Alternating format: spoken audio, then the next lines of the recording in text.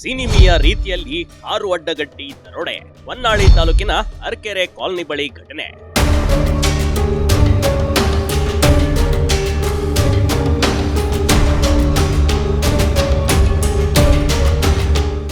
ಸಿನಿಮಾಗಳಲ್ಲಿ ಕಾರು ಅಡ್ಡಗಟ್ಟಿ ದರೋಡೆ ಮಾಡೋದನ್ನ ನೋಡಿರ್ತೀರಿ. ಅದೇ ರೀತಿ ದಾವಣಗೆರೆ ಜಿಲ್ಲೆಯ ಹೊನ್ನಾಳಿ ತಾಲೂಕಿನ ಅರಕೆರೆ ಕಾಲನಿಯಲ್ಲೂ ಅಂಥದ್ದೇ ಘಟನೆ ನಡೆದಿದೆ ಕಣ್ರಿ.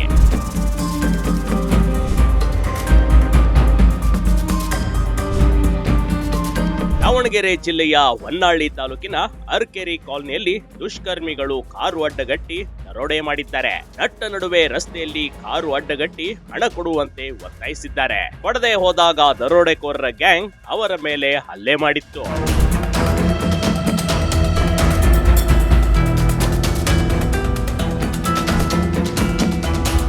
ಅಂದಹಾಗೆ ಈ ರೀತಿ ಹಲ್ಲೆಗೆ ಒಳಗಾಗಿ ಹಣ ಕಳೆದುಕೊಂಡ ವ್ಯಕ್ತಿ ಮಾಲ್ತೇಶ್. ಇವರು ಶಿವಮೊಗ್ಗ ಜಿಲ್ಲೆಯ ಭದ್ರಾವತಿ ತಾಲೂಕಿನ ಮೈದೋಳು ಗ್ರಾಮದವರು.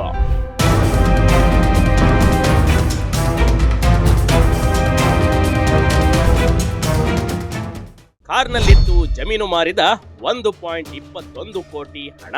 ಕಾರಿನ ಮೇಲೆ ಬಿದ್ದಿತ್ತು ದರೋಡೆಕೋರರ ಕಣ್ಣು. ಮಾಲ್ತೇಶ್ ತನ್ನ ಸ್ನೇಹಿತನ ಜೊತೆ ಓಮಿನಿ ಕಾರ್ನಲ್ಲಿ ಹೊರಟಿದ್ರು. ಕಾರು ಹರಪನಹಳ್ಳಿ, ಹರಿಹರ, ಮಲೆಬೆನ್ನೂರು ಮಾರ್ಗವಾಗಿ ತಮ್ಮ ಊರಿಗೆ ಹೊರಟಿದ್ರು. ಈ ವೇಳೆ ಅವರ ಓಮಿನಿ ವಾಹನಕ್ಕೆ ದರೋಡೆಕೋರರ ಕಾರು ಉಚ್ಚಿಕೊಂಡು ಹೋಯ್ತು. ಆದ್ರೂ ಇವರು ಕಾರನ್ನ ಸ್ವಲ್ಪ ಸ್ಪೀಡ್ ಆಗಿ ಓಡಿಸ್ಕೊಂಡು ಹೋಗ್ಬೇಕಾದ್ರೆ ಹಿಂದಿನಿಂದ ಬಂದು ದರೋಡೆಕೋರರು ಅಟ್ಯಾಕ್ ಮಾಡಿದ್ರು. ಸುಮಾರು 70 ಲಕ್ಷ ಹಣವನ್ನು 2 ಬ್ಯಾಗ್ಗಳು ಇಟ್ಕೊಂಡ್ಬಿಟ್ಟು ಬರ್ತಿರ್ತಾರೆ. ಹೋಗ್ಬೇಕಾದ್ರೆ ಅವ್ರ ಫ್ರೆಂಡ್ ಒಬ್ಬನ್ನ ಕರ್ಕೊಂಡು ಜೊತೆಲಿ ಹೋಗಿರ್ತಾರೆ. ಅಗರಿ ಬೊಮ್ಮನಹಳ್ಳಿ ಹೋಗಿ ಅಲ್ಲಿಂದ ಹೊಸಪೇಟೆಯಲ್ಲಿ ವ್ಯಾಪಾರ ಮಾಡಿಕೊಂಡು ಅಗರಿ ಬೊಮ್ಮನಹಳ್ಳಿ ಮಾರ್ಗವಾಗಿ ವಾಪಸ್ಸು ಹೊನ್ನಳ್ಳಿಗೆ ಹೋಗಬೇಕಾದ್ರೆ ಮಲೆಬೆನ್ನೂರು ಮತ್ತು ಹೊನ್ನಳ್ಳಿ ಮಧ್ಯದಲ್ಲಿ ಒಂದು ಕರ್ವೇಚರ್ ಬರುತ್ತೆ. ಆ ಕರ್ವೇಚರಲ್ಲಿ ಏನು ಹಿಂದೆ ದುಷ್ಕರ್ಮಿಗಳು ಸುಮಾರು 4 ಜನ 25ರಿಂದ 30 ವರ್ಷ ವಯಸ್ಸಿನ 3 ಜನ, 35 ವರ್ಷ ವಯಸ್ಸಿನ ಒಬ್ಬರು ಅಂತ ಬಿಟ್ಟು ಹೇಳ್ತಾರೆ. ಅವರು ಕೂಡ ತಮ್ಮ ಗಾಡಿಯಲ್ಲಿ ಬಂದು ಗಾಡಿಯನ್ನು ಟಚ್ ಮಾಡಿದ ಹಾಗೆ ಟಚ್ ಮಾಡಿಸಿ ತದನಂತರ ಅವರು ಗಾಡಿಗೆ ಟಚ್ ಆಗಿದೆ ಅಂತ ಬಿಟ್ಟು ಇವರನ್ನ ಅಡ್ಡಗಟ್ಟಿ ನಿಲ್ಲಿಸ್ತಾರೆ. ಮಾಲ್ತೇಶ್ ಅಗರಿಬೊಮ್ಮನಹಳ್ಳಿ ತಾಲೂಕಿನ ಮೋರ್ಗೆರೆ ಗ್ರಾಮದಲ್ಲಿ ತಮ್ಮ ಜಮೀನನ್ನ ಡಾಕ್ಟರ್ ಒಬ್ಬರಿಗೆ ಮಾರಾಟ ಮಾಡಿದ್ರು.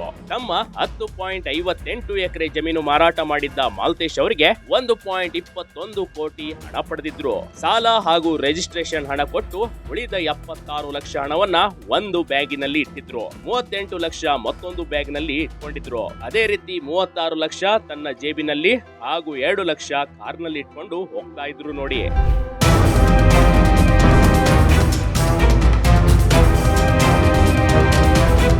ಇವರ ಕಾರನ್ನ ಫಾಲೋ ಮಾಡಿಕೊಂಡ ಬಂದ 4 ಗ್ಯಾಂಗ್ ಕಾರಿನಿಂದ ಹಿಡಿದು ಮಾಲ್ತೇಶ್ ಮೇಲೆ ಹಲ್ಲೆ ಮಾಡಿದ್ದಾರೆ. ಮಾಲ್ತೇಶ್ ಸ್ನೇಹಿತ ಹೇಗೋ ತಪ್ಪಿಸಿಕೊಂಡು ದೂರ ಓಡೋದ್ರು. ಕಾರ್ನಲ್ಲಿದ್ದ 38 ಲಕ್ಷ ರೂಪಾಯಿಯನ್ನ ಹಣದ ಚೀಲವನ್ನ ಎತ್ಕೊಂಡು ಪರಾರಿಯಾಗಿದ್ದಾರೆ. ಗಾಬರಿಗೊಂಡ ಮಾಲ್ತೇಶ್ ಕಾರಿನಲ್ಲಿ ಉಳಿದಿದ್ದ 36 ಲಕ್ಷ ರೂಪಾಯಿ ತಮ್ಮ ಸಂಬಂಧಿಕರ ಮನೆಯಲ್ಲಿಟ್ಟು ಹೊನ್ನಾಳಿ ಪೊಲೀಸರಿಗೆ ದೂರನ್ನ ನೀಡಿದ್ದಾರೆ. ಅಡ್ಡಗಟ್ಟಿ ನಿಲ್ಲಿಸಿ ಇವ್ರ ಜೊತೆ ಜಗಳ ತೆಗೆದು ಇವರನ್ನ ಗಾಡಿಯಿಂದ ಕೆಳಗಿಳಿಸ್ಬಿಟ್ಟು ಗಾಡಿ ಟಚ್ ಆದ ಬಗ್ಗೆ ಪರಿಶೀಲನೆ ಮಾಡ್ತಿರ್ಬೇಕಾದ್ರೆ ಇನ್ನೊಬ್ಬ ಆರೋಪಿ ಇವರು ಗಾಡಿಯಲ್ಲಿ ಇರ್ತಕ್ಕಂಥ ಓಮಿನಿ ಗಾಡಿಯಲ್ಲಿ ಇರ್ತಕ್ಕಂಥ ಹಿಂದಿನ ಡೋರನ್ನು ಓಪನ್ ಮಾಡಿಬಿಟ್ಟು ಅಲ್ಲಿರ್ತಕ್ಕಂಥ ಒಂದು ಬ್ಯಾಗನ್ನು ತೆಗೆದುಕೊಂಡು ಹೋಗ್ತಾರೆ. ತೆಗೆದುಕೊಂಡು ಹೋದ ಬ್ಯಾಗ್ ಅವ್ರು ವಾಪಸ್ಸು ಇವ್ರನ್ನ ಕೊಲೆ ಮಾಡೋಕ್ಕಂತ ಬಿಟ್ಟೇಳಿ ಈ ಥರ ಹೆದರ್ಸ್ತಾರೆ. ಇವರು ಪ್ರಾಣ ಭಯದಿಂದ ಅಲ್ಲೇ ಹತ್ತಿರದಲ್ಲಿ ಕಾಡಲ್ಲಿ ಸ್ವಲ್ಪ ತಪ್ಪಿಸ್ಕೊಂಡು ತದನಂತರ ವಾಪಸ್ ಬಂದು ನೋಡಿದಾಗ ಇನ್ನೊಂದು ಬ್ಯಾಗ್ ಅಲ್ಲೇ ಇರುತ್ತೆ. ಆ ಬ್ಯಾಗಲ್ಲಿ 36 ಲಕ್ಷ ಹಣ ಅಲ್ಲೇ ಇರುತ್ತೆ. ಒಂದು ಬ್ಯಾಗು 38 ಲಕ್ಷ ಇರ್ತಕ್ಕಂಥ ಬ್ಯಾಗನ್ನು ಕಳ್ಳತನ ಮಾಡಿಕೊಂಡು ರಾಬರಿ ಮಾಡ್ಕೊಂಡು ಹೋಗಿದ್ದಾರೆ. ಇದಕ್ಕೆ ಸಂಬಂಧಪಟ್ಟಂತೆ ಹೊನ್ನಾಳಿ ಪೊಲೀಸ್ ಠಾಣೆಯಲ್ಲಿ ಪ್ರಕರಣ ದಾಖಲಿಸಿಕೊಂಡಿದೆ. ಸದ್ಯಕ್ಕೆ ಪೊಲೀಸರು ಘಟನಾ ಸ್ಥಳಕ್ಕೆ ಭೇಟಿ ಕೊಟ್ಟು ಸ್ಥಳ ಪರಿಶೀಲನೆ ಮಾಡ್ತಿದ್ದಾರೆ. ಇನ್ನು ಆರೋಪಿಗಳನ್ನ ಹಿಡಿಯಲು ವಿಶೇಷ ತಂಡಗಳನ್ನ ರಚನೆ ಮಾಡಿದ್ದಾರೆ. ಅತಿ ಶೀಘ್ರದಲ್ಲಿ ದರೋಡೆಕೋರರ ಗ್ಯಾಂಗ್ ಪತ್ತೆ ಹಚ್ಚುವ ಭರವಸೆಯನ್ನ ಎಸ್ಪಿ ಎಸ್ ಟಿ ಶೇಖರ್ ನೀಡಿದ್ದಾರೆ. ಆದ್ರೆ ಈ ದರೋಡೆ ಪ್ರಕರಣ ಸಾಕಷ್ಟು ಅನುಮಾನಕ್ಕೂ ಎಡೆ ಮಾಡಿಕೊಟ್ಟಿದೆ ಕಣ್ರಿ. ದರೋಡೆಕೋರರು ಎಲ್ಲಾ ಬಿಟ್ಟು ಇವರ ಕಾರನ್ನೇ ಯಾಕೆ ಫಾಲೋ ಮಾಡಿದ್ರು? ದರೋಡೆಕೋರರಿಗೆ ಇವರ ಕಾರ್ನಲ್ಲಿ ಹಣ ತೆಗೆದುಕೊಂಡು ಹೋಗ್ತಿರೋ ವಿಚಾರ ಮೊದಲೇ ಗೊತ್ತಿತ್ತ? ಈ ಎಲ್ಲದರ ಬಗ್ಗೆ ತನಿಖೆ ಮೂಲಕವೇ ತಿಳಿದು ಬರಬೇಕಾಗಿದೆ. Big TV Karnataka, Davanagere.